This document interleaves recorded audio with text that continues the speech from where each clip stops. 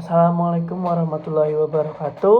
Selamat pagi, siang, sore, Bapak, Ibu dosen, beserta teman-teman yang saya hormati. Pada kesempatan ini, kami akan mempresentasikan tugas 2 forensik digital yang telah kami kerjakan dengan nama kelompok Cakwe Mars dengan anggota saya sendiri Fajar Rahman dan Sahab dengan NIM 1030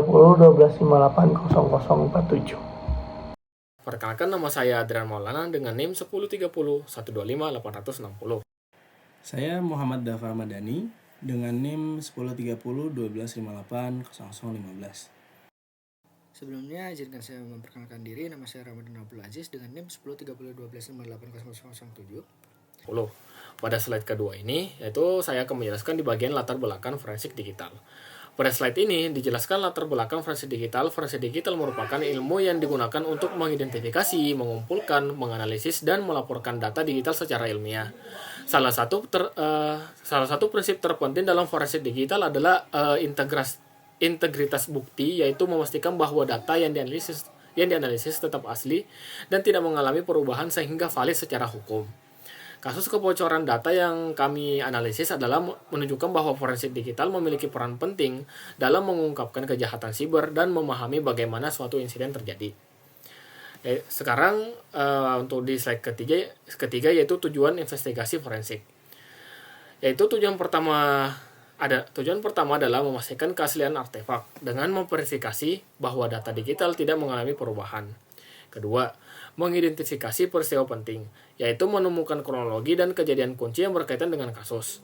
Ketiga, yaitu menemukan dan menganalisis bukti untuk mengumpulkan artefak digital yang relevan.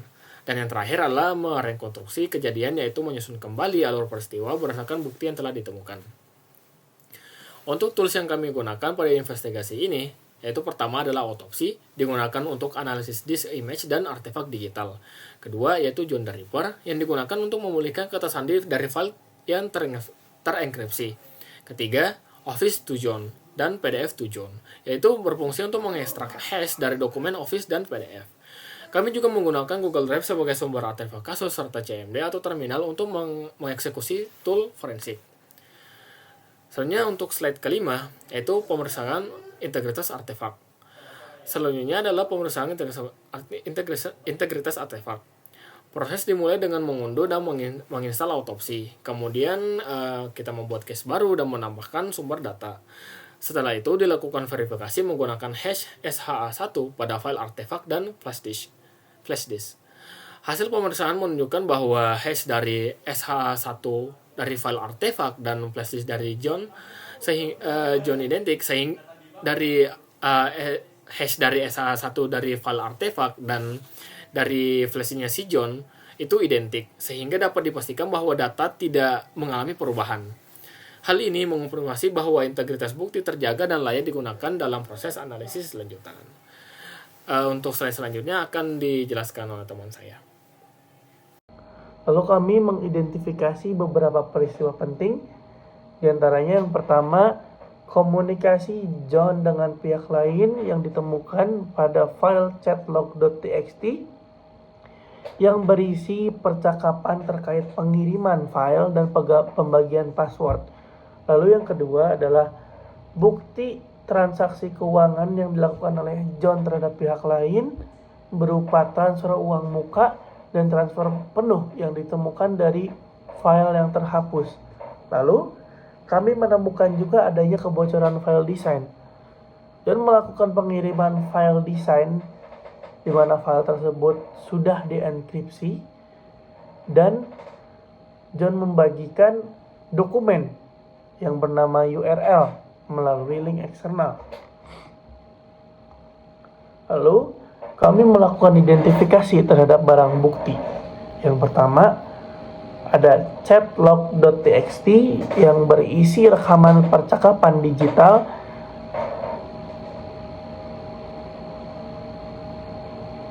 terhadap pembagian password dan link. Yang kedua adalah file bukti transfer berupa transfer uang muka dan transfer penuh yang terhapus dari flash disk John. Lalu yang ketiga adalah file desain yang terenskripsi yang telah dibagikan oleh John.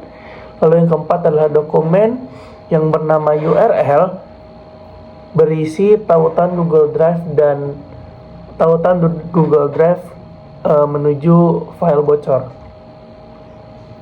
Lalu slide berikutnya adalah proses analisis barang bukti. Yang pertama adalah chatlog.txt. Chatlog.txt ini diperoleh dari Google Drive Artifact yang berisi isi percakapan untuk detail pembagian password dan link. Bisa dilihat isi dari percakapan pada slide PPT berikut. Kemudian yang kedua adalah bukti transfer. Kami menemukan bukti transfer dari kumpulan file yang terhapus di flash disk John menggunakan AutoSpy. Ada 2 file transfer uang muka senilai 100 juta rupiah dan uang penuh senilai 400 juta rupiah. Kemudian slide selanjutnya adalah analisis bukti lanjutan. Yang pertama, bukti file bocor. File design XYZ 123 _inc.pdf dan url.docs dikirim melalui link. Lalu password untuk dokumen url.docs ditemukan. Passwordnya menggunakan open. Berikutnya adalah password untuk desain xyz_inc.pdf ditemukan. Passwordnya berupa kata secret. Lalu berikutnya adalah detail dokumen rahasia. Dokumen rahasia berisi mengenai desain quantum process versi 1.0 dengan status top secret. Bisa dilihat juga isi dari dokumen rahasia tersebut pada slide di atas. Oke. Untuk berikutnya adalah mencari password url.docs, akan dijelaskan oleh teman saya. Silakan. Oke, setelah bukti-bukti file ditemukan oleh kami menggunakan autopsi, pada bagian ini saya akan menjelaskan proses mencari password untuk file URL docs menggunakan pendekatan forensik digital. File URL docs ini diketahui memiliki password saat pertama kali dibuka, sehingga perlu dilakukan analisis lebih lanjut untuk mengetahui kata sandinya. Oke, untuk langkah awal yang dilakukan adalah menggunakan tool Office 2 John. Oke, perlu diperjelas bahwa tools Office 2 John ini tidak membacakan password. Tool ini hanya berfungsi untuk mengekstrak hash password dari file dokumen Word. Oke. Hash ini adalah bentuk transkripsi dari password asli yang tidak bisa dikembalikan langsung menjadi password. Dengan kata lain, Office 2 John hanya mengambil sidik jari dari password yang ada di dalam file. Oke. Dan untuk selanjutnya, saya melakukan proses cracking. Untuk penjelasan proses cracking ini, setelah hash berhasil diekstrak, untuk khususnya untuk Word ini, hasil hashnya ada nama file di depannya, jadi saya harus menghapus nama file pada hasil hashnya. Proses dilanjutkan menggunakan John the Ripper. Yaitu John the Ripper bekerja dengan cara mencoba password satu persatu dari sebuah daftar password umum atau password list. Saya menggunakan password list yang sudah disediakan oleh Jumbo the Pack-nya atau pack John the Ripper-nya. Untuk setiap password yang dicoba akan diubah menjadi hash lalu dibandingkan dengan hash dari file tadi, hasil dari hash ekstrak hash password dari file URL docs tadi. Jika hasil hash cocok, maka password tersebut adalah benar. Atau metode ini mungkin mirip seperti brute force, menebak password.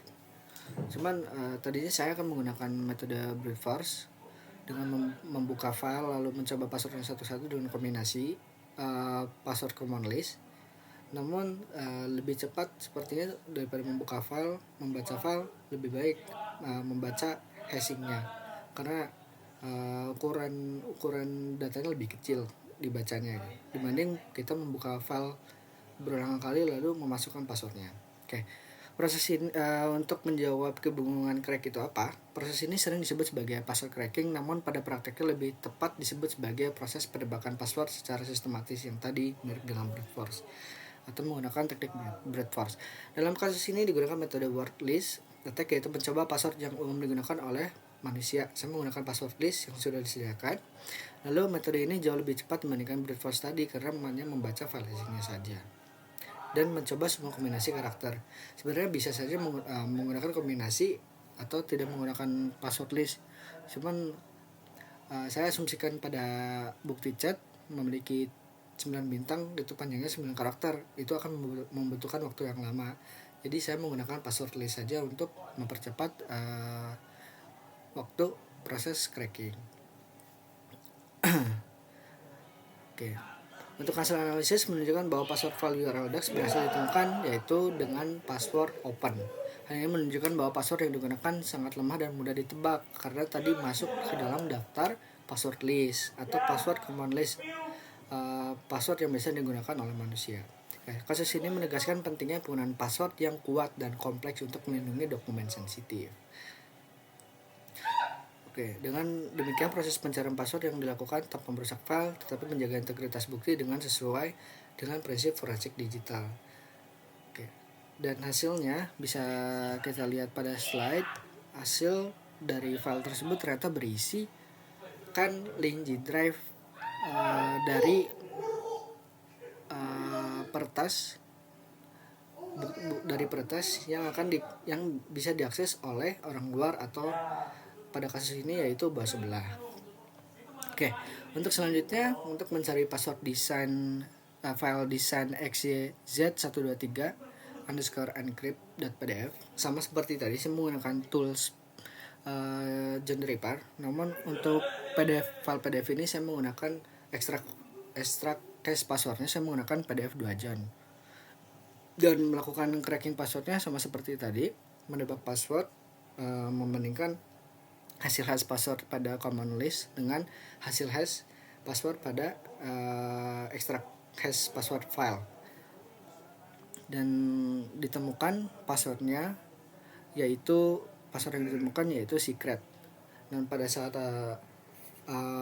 file dibuka berisikan tentang dokumen desain rahasianya, yaitu yaitu desain quantum processor dengan versi 1 atau detail dokumen rahasia perusahaan yang dicuri oleh pertas. Begitu.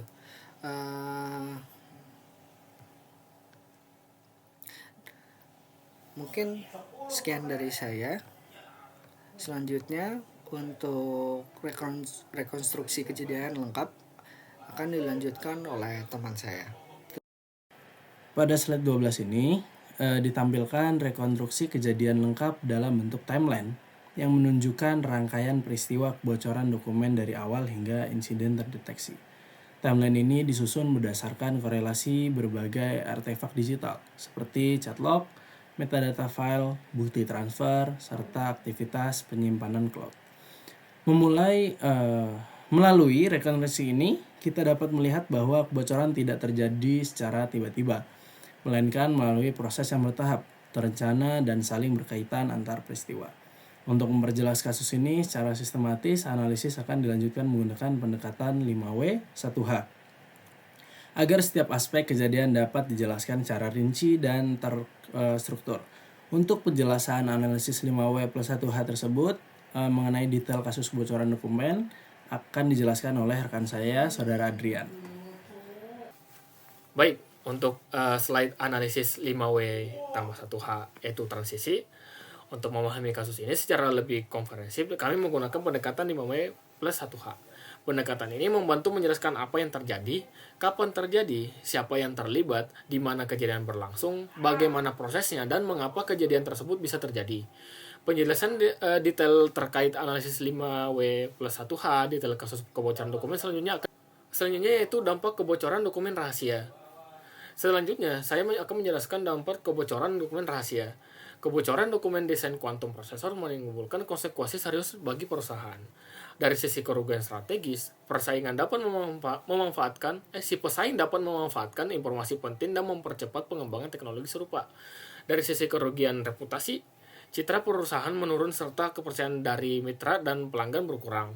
Selain itu, terdapat kerugian finansial seperti potensi denda regulasi, biaya hukum, serta biaya pemulihan insiden. Kasus ini juga menimbulkan kerugian kompetitif, yaitu hilangnya keunggulan teknologi dan menurunnya daya saing perusahaan.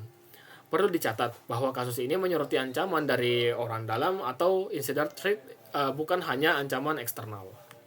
Untuk slide selanjutnya akan dijelaskan oleh teman saya. Baik, saya lanjutkan kembali untuk kesimpulan hasil analisis forensik digital. Berdasarkan seluruh proses investigasi yang telah dilakukan, dapat disimpulkan bahwa artefak digital yang dianalisis terjaga integritasnya, sehingga bukti yang digunakan valid dan dapat dipertanggungjawabkan. Seluruh barang bukti yang diperlukan berhasil ditemukan dan saling mendukung satu sama lain, sehingga membentuk narasi kejadian yang kuat dan konsisten.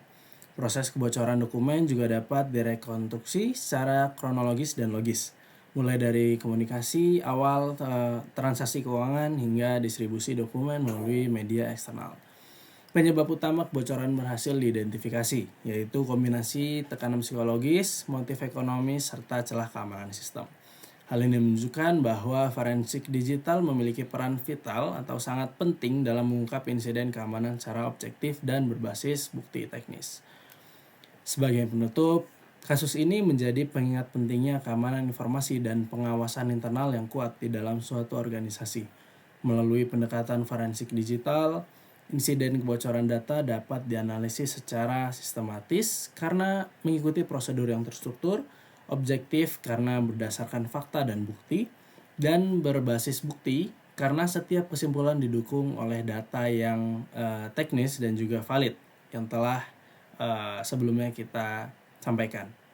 Hasil investigasi ini diharapkan dapat menjadi pembelajaran berharga, khususnya untuk meningkatkan kesadaran keamanan cyber di lingkungan organisasi, memperkuat kebijakan serta infrastruktur keamanan informasi, dan mencegah terjadinya insiden serupa di masa yang akan datang.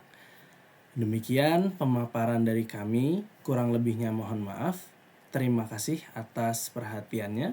Wassalamualaikum warahmatullahi wabarakatuh.